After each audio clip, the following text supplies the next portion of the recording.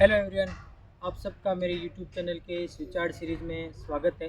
आज हम बात करेंगे कि हाई बीपीआई हाई बस पोस इंसुलेटर का जो हमारी इक्विपमेंट रहेंगे उसका सपोर्ट स्ट्रक्चर को कैसे इरेक्ट किया जाता है, किस तरीके से उसको है वो प्रॉपर्ली ड्राइंग के मुताबिक है वो सपोर्ट स्ट्रक्चर को है वो रेडी किया जाता है। इसमें मैं सबसे मज़े की बात आपको बता दूं कि ये हाई बीपीआई क्यों इंस्टॉल किया जाता है। जबकि हमारा बीपीआई इंस्टॉल किया जाता है, बीपीआई के सपोर्ट स्ट्रक्चर किया जाता है जिसकी समथिंग हाइट लगभग 5 मीटर के आसपास रहती है, जबकि हमारा हाई बीपीआई को इंस्टॉल्ड क्यों किया जाता है इसका मैं आपको रीज़न बताऊंगा।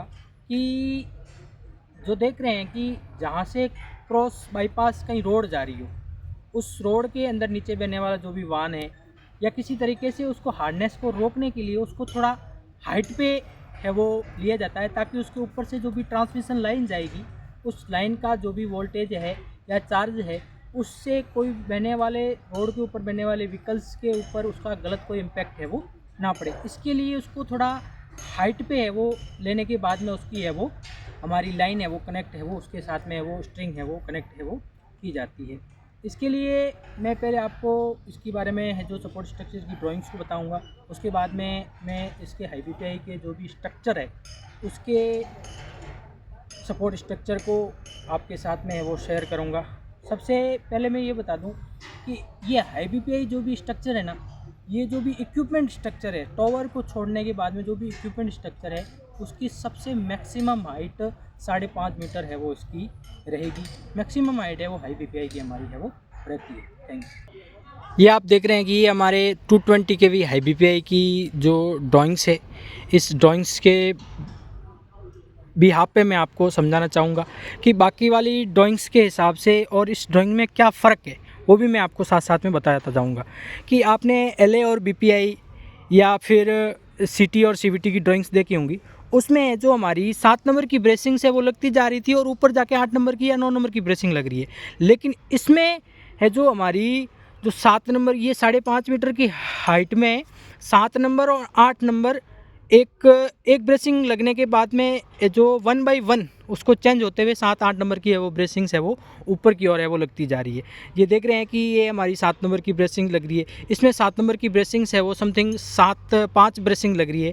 8 नंबर की ब्रेसिंग्स है वो हमारी 5 ब्रेसिंग 1 बाई 1 छोड़ के है वो 7 और 8 नंबर की ब्रेसिंग्स है वो लगते हुए ऊपर कनेक्ट है होती जा रही है। और इस तरीके से हमारी 5.5 मीटर की हाइट है वो कनेक्ट होगी। और इसके ऊपर से आप देख रहे हैं कि इसके ऊपर भी हमारी है वो टॉप प्लेट्स रहेगी। इस टॉप प्लेट्स के ऊपर हमारा जो भी बीपीआई है जो माउंट होगा, बस पोस्ट इंसुलेटर है जो माउंट होगा, इसके जो भी टॉप प्लेट्स के ऊपर है वो 8 होल्स दिए गए हैं। उस होल्स के जो भी इक्विपमेंट आएगा हमारा बीपीआई इक्विपमेंट आएगा उसके जो 8 नट है वो इस टॉप प्लेट्स के ऊपर आके है वो कनेक्ट होने के बाद में हमारी है वो कंडक्टर के थ्रू इसको है वो कनेक्ट कर दिया जाएगा। बाकी इस ड्राइंग्स में आपको कुछ नया देखने लायक वही जो हमारे 2 नंबर 3 नंबर लेग 4 नंबर और 5 नंबर लेग है वो कनेक्ट होंगे। अर्थिंग स्ट्रिप है जो अपोजिट लेग के अंदर है वो कनेक्ट होगी। M16 45 और 50 के नट बोल्ट्स है वो इसमें है वो यूज किए जाते हैं। तो मैं अब आपको बताता हूँ कि इसका जो स्ट्रक्चर है वो किस तरीके से इसकी मैक्सिमम हाइट के साथ में है वो बनकर रेडी हुआ है।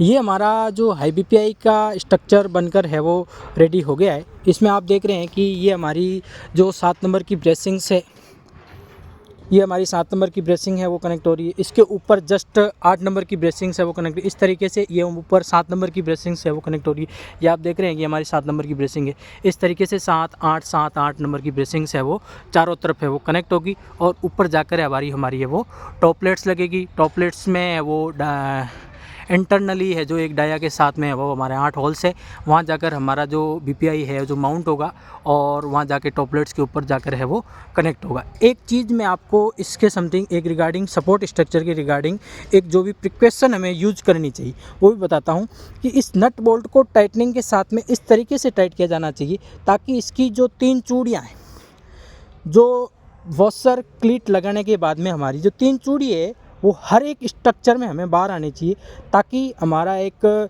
स्ट्रक्चर की सेफ्टी है जो बनी रहे। पूरा स्ट्रक्चर एक सेफ्टी के साथ में हमारा है वो खड़ा रहे। तो इसी के साथ में हमारा जो सपोर्ट स्ट्रक्चर इक्विपमेंट का जो भी सपोर्ट स्ट्रक्चर है वो पूरा होता है। अगले वीडियो में मैं इस स्ट्रक्चर के ऊपर इक्विपमेंट कैसे इंस्टॉल्ड होगा और कैसे इसके ऊपर है वो स्ट्रिंग हमारी बस है वो उसमें आके कनेक्ट होगी, उसके रिगार्डिंग है वो वीडियो बनाऊंगा। जब तक आपके प्यार और सपोर्ट की मुझे ज़रूरत रहेगी, और जब तक के लिए thank you, bye bye, Tata.